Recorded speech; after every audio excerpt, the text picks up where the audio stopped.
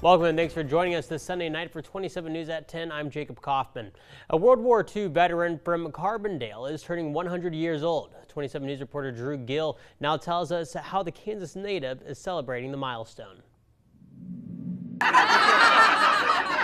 Sylvester Lira turns 100 years old tomorrow. His son Paul says his dad is a man worth celebrating. Dad would help everybody and anybody.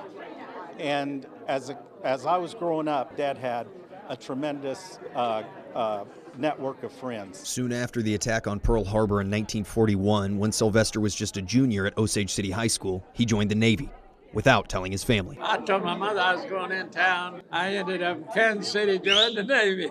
They didn't know where I was at until I told them where I was at, in boot camp up north. Following the war, he was honorably discharged, got a job working for the railroad, and settled down in Carbondale. He says he never even dreamed of leaving Kansas. When I got married, my wife was from Carbondale. And when I got married, she wanted to live here, so we lived in Carbondale. My mom told my dad that she would not marry him unless he had a house that was paid for.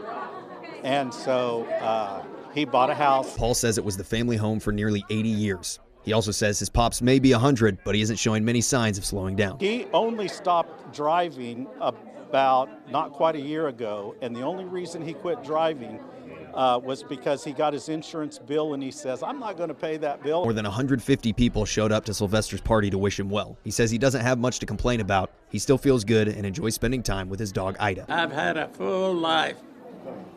I really have.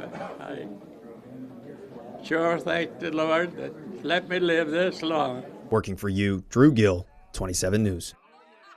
100 years, a great story in itself right there. Thanks, Drew.